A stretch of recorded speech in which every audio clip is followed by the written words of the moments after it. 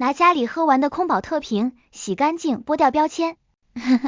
找来最鲜艳的柠檬黄油漆或者颜料，把瓶身里里外外涂个遍，再找点家里炒菜剩下的油，或者汽车换下来的废机油，均匀的抹在瓶子表面，往花盆土里一插。你只要静静等上1个晚上，第二天早上起来看，那个瓶子上密密麻麻全是粘住的小黑飞，这效果比你买的那些黄板强了不止10倍，而且还1分钱都不用花。这个方法背后的逻辑其实非常简单，就是利用了昆虫的趋黄性，但很多人做错了2步，导致效果大打折扣。今天就把这个自制捕虫神器的所有细节一次讲透。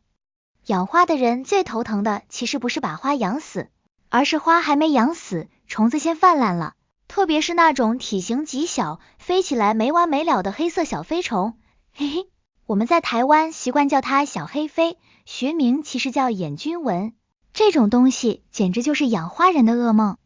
你喷药吧，它飞走了，你不管它吧，它在你家里到处乱飞。尤其是家里有老人小孩的，吃饭的时候看见这东西在菜汤边上绕圈圈，那心情真的会瞬间跌入谷底。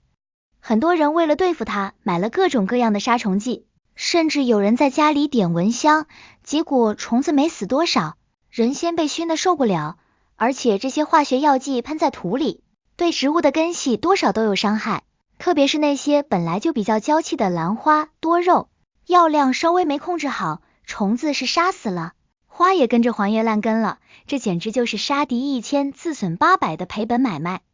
后来市面上开始流行那种黄色的粘虫板，说实话那个东西确实有用，原理也是利用黄色吸引虫子，但是那个黄板有个最大的缺点，就是太贵且是一次性的，一张黄板挂上去，没几天就沾满了灰尘或者干掉了，粘性一旦下降，虫子停上去还能再飞走。而且那个黄板挂在花盆上，浇水的时候很容易弄湿，一沾水就彻底废了。最关键的是，那个平面的黄板只有2个面能粘虫子，覆盖的范围很有限。而我们今天要做的这个保特瓶陷阱，它是圆柱体的，是360度无死角的诱捕，无论虫子从哪个方向飞过来，都能一眼看到这个巨大的黄色光源，只要它敢靠近，就绝对没有逃脱的可能。我们先来讲讲为什么要用保特瓶。大家家里肯定都有这种喝完的饮料瓶，矿泉水瓶其实也可以，但我个人更推荐用那种大号的碳酸饮料瓶，因为它的直径比较大，表面积也就更大，能够涂抹颜色的区域更广。这就相当于我们在战场上竖起了一个巨大的靶子，目标越大，虫子发现它的概率就越高。而且保特瓶的材质非常轻，我们可以随意裁剪。如果你是小花盆，就把瓶子剪短一点，如果是落地的大盆栽，就直接用整个瓶子。这种废物利用的方式不仅环保，而且随时随地都能取材，完全没有成本压力，你做坏了也不心疼，直接扔了再做一个就是了。很多人以前也试过用瓶子做陷阱，但是他们的方法是往瓶子里装糖水或者是醋，试图把虫子引诱进去淹死，那个方法其实效果很一般。因为小黑飞这种虫子，它对甜味的嗜好其实没有苍蝇那么强，它更多的是被潮湿和腐殖质的气味吸引，而且糖水放在那里几天就会发臭，搞不好还会招来蚂蚁和蟑螂，那简直是旧患未除，又添新忧。我们今天这个方法是不需要往瓶子里装任何液体的，我们是用瓶子的外壁来做文章，把瓶子变成一个强力的物理吸附陷阱。接下来说说最核心的颜色问题，为什么一定要是黄色，而且还得是那种特定的黄？昆虫的视觉系统和我们人类是不一样的，我们看到的颜色是光反射回来的波长，而昆虫对光谱的敏感度非常奇特，这种眼菌蚊也就是小黑飞，它天生就对黄色的光波有着无法抗拒的痴迷，这在生物学上叫做趋黄性，这就像是飞蛾扑火一样，是刻在它们基因里的本能。它们看到黄色就会误以为那是鲜嫩的叶片或者是花蕊，是它们进食和产卵的最佳场所，所以它们会不顾一切地扑向黄色物体。但是大家要注意，不是所有的黄色都有同样的效果，很多人随便找个发暗的土黄色或者那种偏橙色的黄，效果就会差很多，必须要用那种明度非常高、饱和度非常强的柠檬黄，或者是警示牌上那种刺眼的亮黄色，这种颜色在光线的照射下反射出来的波长最强烈，对小黑飞的诱惑力也是最大的。如果你家里有那种画画用的亚克力颜料，那是最好的，因为亚克力颜料干了以后是防水的，而且颜色非常鲜艳持久，不容易褪色。如果没有亚克力颜料，用那种黄色的自喷漆也可以，5金行里几块钱一罐，能喷几10个瓶子。实在不行，你去文具店买那种黄色的广告纸或者电工胶带，把瓶子缠一圈，效果虽然稍微差一点，但也比没有强。但我强烈建议大家还是动手涂颜料，因为颜料涂在塑料瓶上会有一定的厚度和纹理，这种质感在光线折射下对虫子的吸引力其实是更强的。具体的操作步骤其实非常讲究细节，第一步是处理瓶子，这一步很多人都会忽略，觉得瓶子拿来直接涂就行了，其实不是的。刚喝完的饮料瓶表面往往会有标签残留的胶水，或者是有油污灰尘，这些东西如果不清理干净，颜料是涂不上去的，涂上去也会一块一块的掉。所以你要先把瓶子在肥皂水里泡一下，把标签撕得干干净净，把表面的胶痕擦掉，然后一定要晾干，是一点水分都不能有的那种干，因为如果有水，后续涂油的时候就会油水分离，搞得脏兮兮的，甚至颜料都挂不住。处理好瓶子之后，我们就可以开始上色了。为了保证颜色足够鲜艳，我建议大家涂2层，第一层涂上去可能会有点透，盖不住瓶子本来的颜色，等第一层干透了再涂第2层，这样出来的黄色才够纯正，够扎眼。涂的时候不需要太讲究笔法，乱涂反而更好，因为不规则的纹理在反光的时候会产生漫反射，从各个角度看都很显眼，千万不要涂到瓶口那个螺纹的地方因为我们要留着那个地方方便手拿，或者后续如果你想把瓶子倒扣在土里，那个地方也是要插进土里的，不需要涂颜色。等颜料彻底干透了之后，就到了最关键的一步，那就是制作粘虫层，这一步是决定这个陷阱能不能只进不出的关键。很多人会问，涂上颜色虫子是飞过来了，但是瓶子是滑的，它停不住啊，飞一下就走了怎么办？所以我们必须在黄色层面上涂上一层粘性物质。市面上卖的黄板用的是一种特制的强力胶，那个我们自己在家很难调配，而且那种胶弄到手上非常难洗。我们要用的是家里现成的东西，首选其实是汽车换下来的废机油。如果家里有开车的，去保养的时候找修车师傅要一点，他们巴不得你拿走。废机油不仅粘性大，而且不容易干，涂在瓶子上能保持好几天甚至1-2周的粘性。而且机油本身有一种特殊的化工气味，虽然我们闻着不好闻，但对某些昆虫来说并没有太大的驱赶作用。如果弄不到废机油，家里的食用油也是可以的，但是食用油有个缺点，就是它时间长了会氧化，会变得不粘，而且食用油的味道可能会引来老鼠或者蚂蚁，所以如果用食用油，我建议大家在油里混一点洗碗精。洗碗精不仅能增加液体的表面张力，让虫子一沾上就没法呼吸，还能防止油变得酸臭。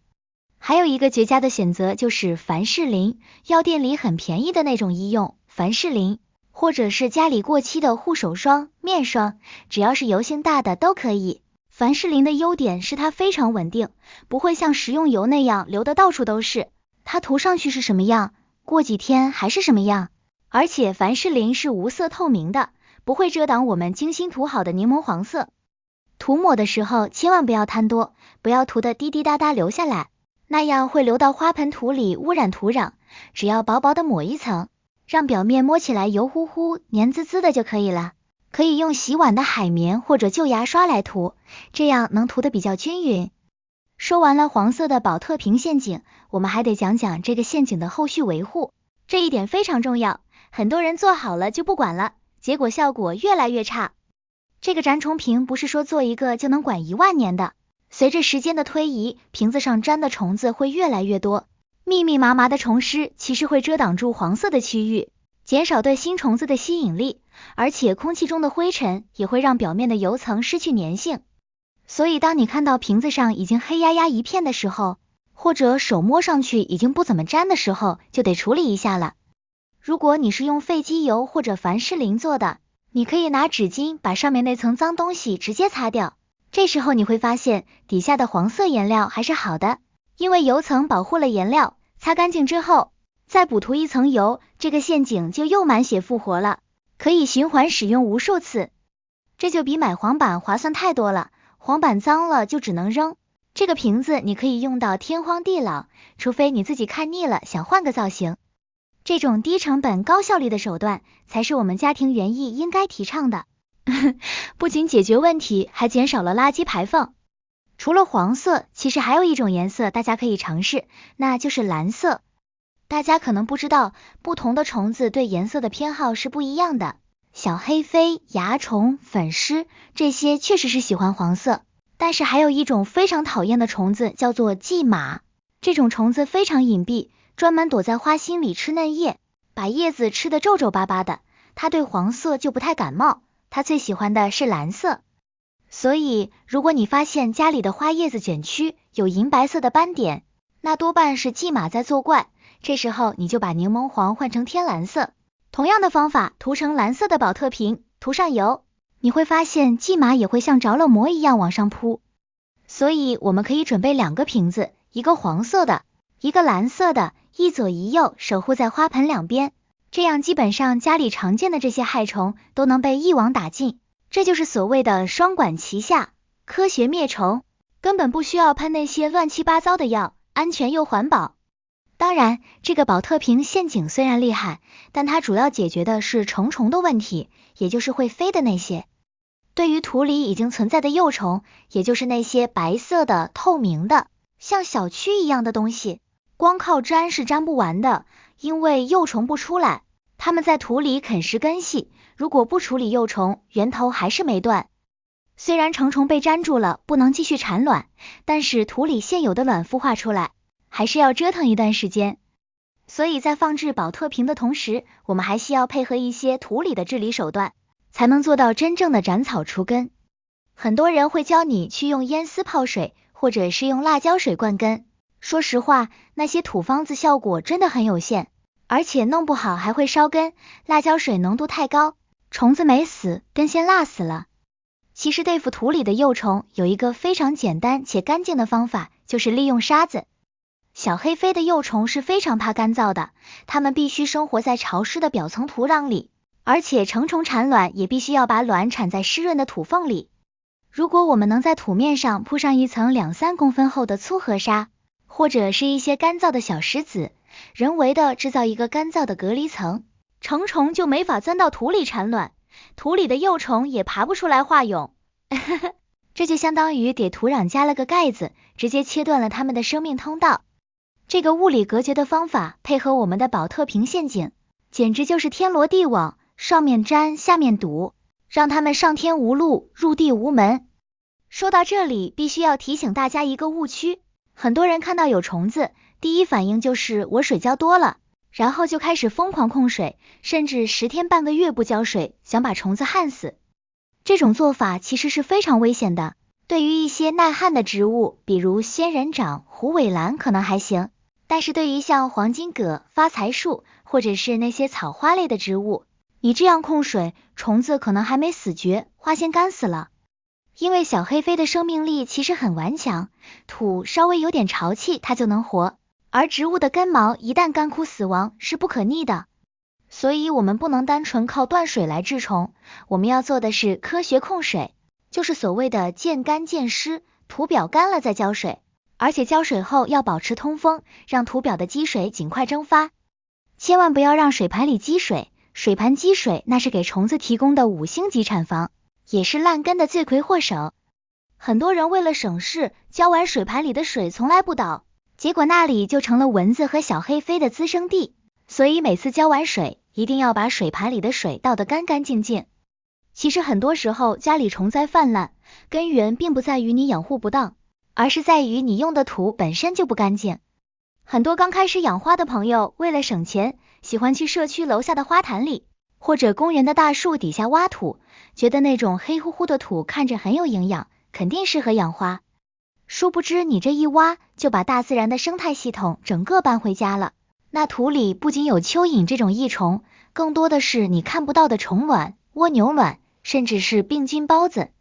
在户外的时候，有天敌压制着，它们成不了气候。但是，一旦进了你家的花盆，环境温暖湿润，又没有天敌，那简直就是它们的天堂，瞬间就会爆发。所以，养花的第一条铁律就是尽量不要用路边的野土。如果你非要用或者想利用旧土，那就必须经过严格的杀菌消毒处理。最简单的办法就是暴晒，找一个黑色的大垃圾袋，把土装进去，喷点水，让土稍微湿润一点，然后扎紧袋口，扔在夏天的大太阳底下暴晒个3-5天，利用袋子里的高温高湿，像蒸桑拿一样，把里面的虫卵和病菌全部闷死。这在农业上叫做土壤太阳能消毒法，效果非常棒。如果你是在城市公寓里，没有那么大的场地暴晒，那你就要辛苦一点，用开水烫，把土铺在盆里，烧一大壶滚烫的开水浇下去，要把土完全浇透，利用高温把虫卵烫熟。虽然这样会杀死一些有益菌，但为了除虫也是没办法的事，之后再拌入一些微生物菌剂补充回去就行了。除了土的问题，还有一个经常被忽视的重灾区，就是新买来的花。很多花友看到喜欢的花买回来，一进门就兴冲冲的摆在原来的花堆里，这是大忌。因为大棚里的环境高温高湿，本来就是病虫害的高发区，很多看似健康的花苗，叶片背面或者土里可能已经携带了虫卵，你这一混养，等于就是引狼入室，不出1个月，原本干净的花也会被传染。所以家里必须设立一个隔离区，新买回来的花，不管看着多干净，都要先在这个隔离区单独观察2周。哈哈，这期间给它喷喷药，灌灌根，确认没有任何虫害了，再让它融入大集体。这就好比我们坐飞机过海关要安检一样，这是保护你家阳台生态安全的一道防火墙。尤其是那些网购的鲜花，经过几天的闷香运输，抵抗力本来就弱，更容易爆发病虫害。所以千万不要急着合盆，耐心观察才是王道。还有一种让人非常头疼的虫子，叫做红蜘蛛。这东西比小黑飞还难缠，它不是昆虫，是一种螨虫，非常小，肉眼几乎看不清，但是破坏力极强。它专门吸食叶片的汁液，会让叶子变得灰扑扑的，背面还会有蜘蛛网。红蜘蛛最怕的东西不是药，而是水。它喜欢高温干燥的环境，所以对付它，我们要反其道而行之，就是要给它制造高湿度的环境。这时候你的宝特瓶又可以变身了，把瓶盖扎几个细孔，做成一个简易的喷壶，每天早晚对着叶片的背面猛喷水，只要湿度够大，红蜘蛛就没法繁殖，甚至会被水流冲走。对于已经爆发红蜘蛛的植物，你可以把花盆搬到浴室里，打开淋浴头，用温水给它来个全身大洗澡，把叶子正反面都冲刷一遍。这一招物理去除法比喷什么杀螨剂都管用，而且完全无毒，就是费点水而已。